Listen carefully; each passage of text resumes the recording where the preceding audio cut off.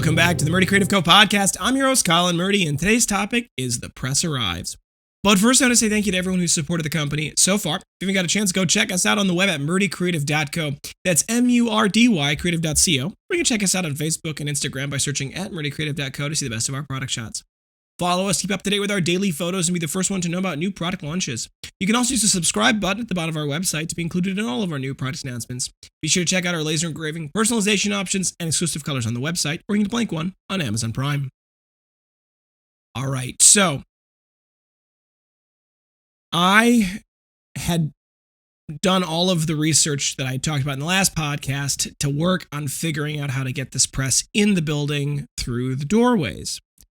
And just to recap that briefly, what I'd figured out was that because the bricks that are used in building the workshop were all 8x8x8 mason stone, the logical conclusion is that if you were going to make a door frame, you were going to make it 4 or 5 blocks wide. But because the doors themselves are 36 inches wide with a wood trim frame, that means that they had to be 40 inches from stone to stone on the masonry.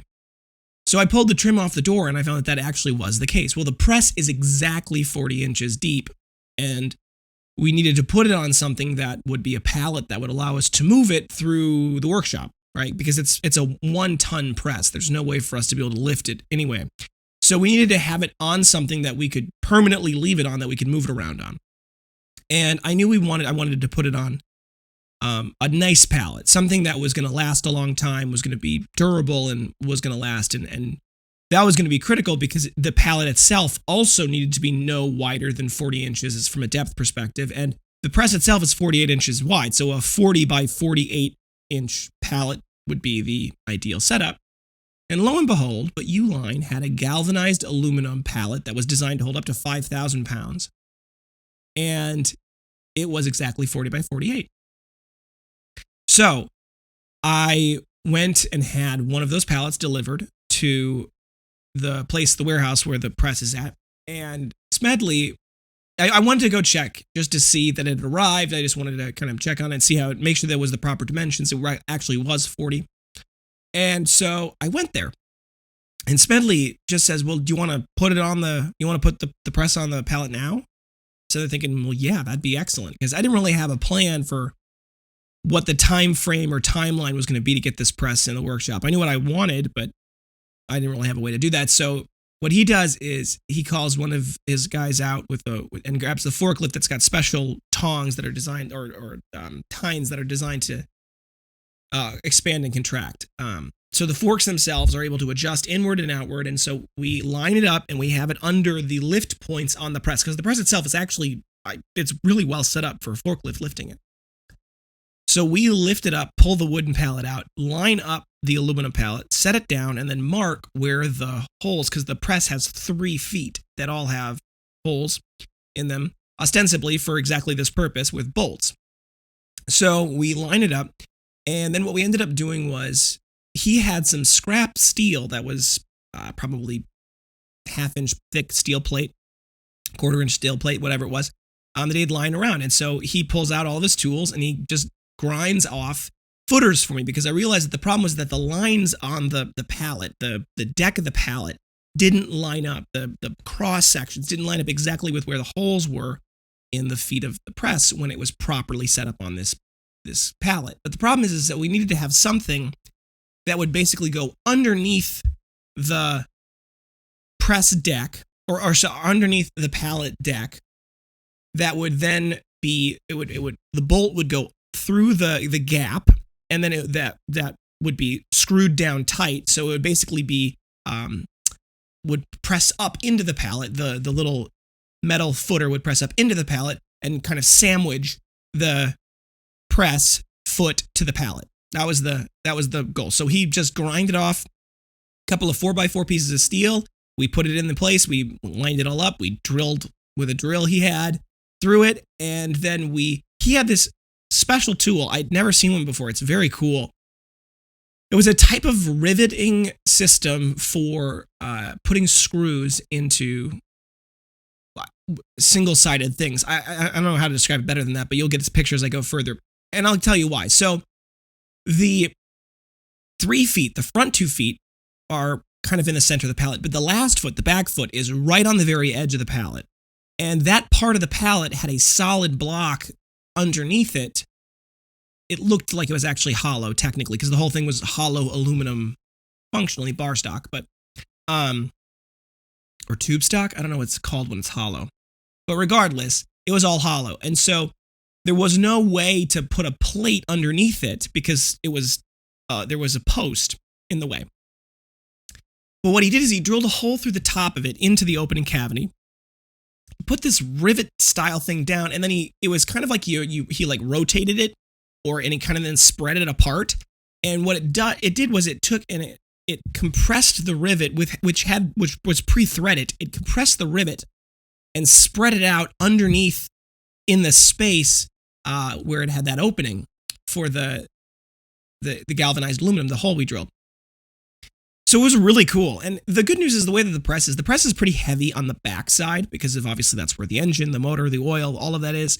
So the press is pretty heavy on the backside. So we didn't really need a super heavy duty thick bolt on the backside to keep, because it's not going to likely tip backwards. It's not going to likely tip forwards. It's going to be more likely to tip backwards because the weight's all in the back. So the back bolt is not as thick as the front bolts, which are very robust. So he had the guy with the forklift then lift it up. Everything aligned. We drilled holes. We put it all in place, and we put the press back down on it, attached the press to this metal pallet. So now that the press is firmly cemented and firmly attached to this pallet, and he goes, "Well, when do you want it delivered? When do you want us to drop it off?" And I said, "Well, when do you have time?" He goes, "How about tomorrow?" And this was yesterday. He goes, "How about tomorrow?" And I'm like, "Well, yeah, that'd be great." And so today the press is arriving. So last night I stayed late at work and was ripping door frames out of the door. Now, obviously I want to put them back in place after we're done, so I have to carefully try to reverse engineer these door frames. Now, the door frame has a couple of parts. Once you remove the trim, there are 3 pieces of trim from the edge, it reveals that there is 2 pieces of wood up against the masonry. There's the 3 pieces of wood that form the actual door frame, and then there was shims put in, little pieces of wedges of wood put in between them, and I'm guessing it was to kind of properly space and frame the door so that it wouldn't slide, move, or do anything. And the frame was very well built. It was a very robust setup. So what I had to do to get it to work was I had to pull off the trim, and then I had to break away the shims, all of the shims. And then once the shims were broken away, I was able to pull the wood. There was, like I said, the 3 inner parts that formed the frame of the door. I had to pull those away from the wood anchors, the wood plates that were anchored into the masonry, and set that aside carefully so that I can put it back later. And then I had to pull the wood plates that were anchored with nails into the masonry away from the masonry. Once this is all done, though, it's exposed masonry. I was able to get one door done in about an hour yesterday. I have 2 more to go, but I can get those done hopefully shortly. So the press is going to arrive. It's going to need to be taken off of the truck with a front loader that has going to have forks on it. But remember, it's on a pallet, so it's very well attached to that pallet. So the front loader is going to come in with the forks attached to the front loader. It's going to pull the pallet off the back of the truck, and then it's going to move it through the front glass doors, which are double doors that open outwards like hospital doors. So it's got plenty of width. I'm going to carefully set that down inside the front. It's a little box. There's normally 2 doors. There's an inner door and an outer door. So it's going to set it in that area. The inner door, I just took I took it out of the frame, and it's just the bare masonry. And so we'll be able to then run the pallet jack into that room, hoist up the thing, and then slowly, very carefully, with very perfect alignment, try to move it through that door space. And I've got a sander where I'm going to sand, an 1/8 of an inch, a 1/4 of an inch off the masonry in areas that need to get it through, which I don't think will affect its structural integrity at all. And it also won't be visible because the door frame is going to go back on. So that'll allow us to pull it through. Now, one of the big issues with this that I'm actually very concerned about is that the press itself is exactly the width of the door, and it's a 1-ton press. So even though it's going to be on wheels, if the alignment of that is off at all by more than just a tiny little bit, it's going to wedge itself into the door frame. and it's 1 ton. So it's not going to be like it's going to be easy to move if it's wedged. So I'm very concerned that when we move this thing in, it's going to be off a little bit. It's going to get wedged in place, and I'm not going to be able to push it out of the way, and I'm going to have to, I don't know what I'll do at that point. I'll have to get creative. Now that's I say, because I'm concerned about that, I think, I'm thinking ahead about that. I think I can avoid it. And I think the answer to this whole equation for me is going to be to just go slow, to just go very slow and very methodical and very meticulous and be very, very, judicial about not trying to rush the process. On the good side of things, today will be the first day that we will have all of our teammates back in the workshop, which will be excellent. I think we'll be able to get a lot of production done. Right now, I think we're at 12 days, but we're close to being at 10. I think we maybe not today, but probably tomorrow, we may be back within our 10-day lead time, and I think we'll be able to really catch up very quickly after that point, because when we announced that we were, closed down and whatever, the sales dropped to very little. I mean, I turned off most of the marketing, but the sales dropped to very low, which means that there's not that many orders once we get within 10 days. There's not that many orders between the 10 days and now that we need to get through at that point. So I think we can fly through getting caught up, and I think we'll still be able to kind of keep on our schedule that we were hoping to keep on. And I'm excited. I think the press being in the workshop by the end of this week, still have to get either the variable phase converter, VFD, the variable phase device, or the phase converter, both of which, one of them, the variable frequency device, is a digital, functionally, it's like a digital phase converter. And then a phase converter is just a mechanical phase converter, and that converts single phase power, which is like what's running in your house, to 3-phase power, which is more commonly used for motors.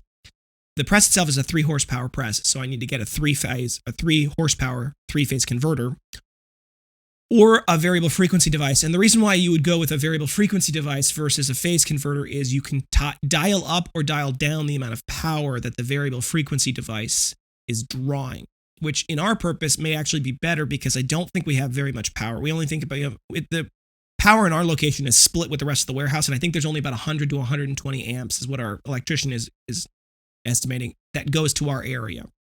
So with all of our machines running and the microwave running and the, all of the things running that can run in that workshop, plus a phase converter that's a 3 horsepower phase converter, it's very possible that we could trip circuits.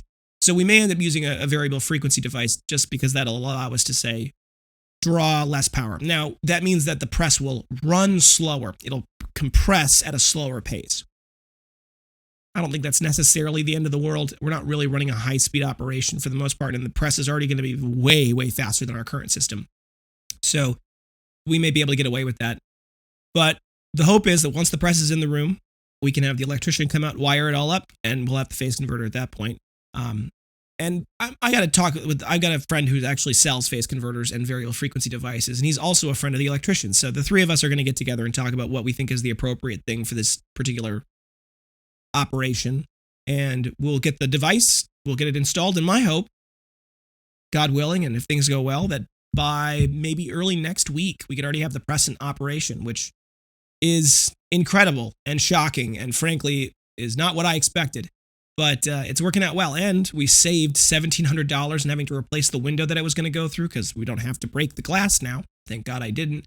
And we don't have to worry about paying mill rights to move it in. And the machine doesn't have to get tipped. It doesn't have to get elevated. It just rolls through doors very carefully. So, and even better is when I have to reverse this process and take it back out, it won't have to go through the window again. It'll be back out through the doors the way it came in. So I'm excited. All good things. It's a little ray of sunshine in an otherwise relatively difficult situation. So I think it's going to be good. And we got to add 2 more engravers. And I think with the faster press, 2 more engravers, the better workshop with 6 workshop desks, the 10-foot by 4-foot table for cutting, all of these things, I think we're going to be kind of really locking into a process that will be much quicker, much more efficient, and far, far better for us to be able to get things out the door. Hopefully with our lead times down to, I'd like our lead times down to be 1 to 2 days. I'd like us to get back to that point, which I think we can handle. I think we can make it happen, especially before Christmas. That's my hope. All right, thanks for tuning in today. Be sure to check back on Tuesday for that next topic. And don't forget to check that subscribe button and the notification bell to be sure to get the latest podcast right away. If you have any questions or concerns about your leather binder, journal, folio, anything else we sell, please feel free to contact us on the main page of our website at murdycreative.co. You can also contact us via Instagram and Facebook. You can text, email, call, direct message, all the usuals. We'll do our best to get back to you as soon as possible, but we do appreciate your patience. If you have any quick questions or you want to place an order over the phone, you can feel free to call us at 414-434-9001. We're available Monday through Friday, 9 a.m. to 5 p.m. Central Time. You can also text us at that number as well. It's 414-434-9001. If you don't get a hold of us during those regular work hours or, after work hours, please do leave us a voicemail. We do listen to them. We try to respond to them as quickly as we can. And if you are going to leave us a voicemail and it's about a specific order, if you're able to include the order number, it does make it a lot easier for us to be able to identify you and properly communicate back with you all the details. If you think we deserve it, a good review can go a long way to help us grow our new community. Both a review on the podcast app on whatever app you're listening on, as well as a review on the product itself. You can read all of our amazing 5-star reviews at murdycreative.co/reviews. If you go to that page, there's a button there that says leave us a good review. You click on that. It'll take you to facebook.com/murdycreative.co/reviews. It says, do you recommend the Murdy Creative Company? Click yes, and you can write your amazing review. We love them. We read them. They encourage us every day. If for whatever reason you leave us a bad review, please give us an opportunity to make it right. It's deeply important to me personally that everyone has a good experience with the company as well as with the product. And we'll do anything in our power, including refunding, recrafting, to make things right. There's another button on that page, get directly in contact with us. If you click on that button, it'll get you directly in contact with us and we can work on resolving whatever the issue is. And we really appreciate when you guys give us the opportunity to do so. Word of mouth is the best form of advertising, so please tell your friends. If you'd like to get a little something for doing that, go check out our website, murdycreative.co. In the bottom left-hand corner, there's a rewards button. You click on that rewards button, it'll take you to, you can just log in. And when you log in, you get 5% back on any purchase you make as in-store credit. But you also get a shareable link in that area. That shareable link gives your friends and family $5 off their first purchase, and you get $5 back as in-store credit. So it's a great way to share us and helps you a little bit in the meantime. If you have any podcast topics you want to hear more about, send them my way. I'm always happy to talk about just about anything. So you can leave it in the comments below on YouTube if you're watching, or you can send us an email, sales@murdycreative.co, sales@murdycreative.co to get in contact with us. If you're looking for multiple binders for gifts, giveaways, menus, really any reason, we do have bulk discounts available. It's based off the total cart quantity, and it is built directly into the cart. So all you need to do is mix and match to your heart's desire, add everything into the cart, and the automatic bulk discount for the appropriate quantity should be applied. If you don't have a specific quantity in mind, but you're instead looking for kind of a specific price point, or you have a specific discount you need for a budget reason, feel free to reach out to us and we'll be able to kind of talk you through the bulk discount program, how it's built, how it's set up. And we can work on finding that appropriate quantity to get you down to that unit price that you want if we can. You also are looking for a custom engraved item. We have no minimum order quantities and no setup fees. It's just a simple flat fee of $15 per item. Go up a little bit depending on size and complexity. And that's before the bulk discount. So if you're going to get just one, it's probably about $15. But if you're going to get a whole bunch, it can actually be a lot less. So definitely check that out. If you're interested in getting a custom engraved item or you want to learn more, feel free to send us an email, sales@murdycreative.co. That's sales@murdycreative.co. Be sure to attach whatever logo or design you'd like to have engraved. We can't do anything that's copyright protected, but as long as it's either fair use or you have the permissions to do it, we can do it. But be sure to include that as well as whatever product you're interested in. We can create a free mock-up as well as a custom order link for you to use. Thank you guys so much for tuning in. Have a great day and goodbye.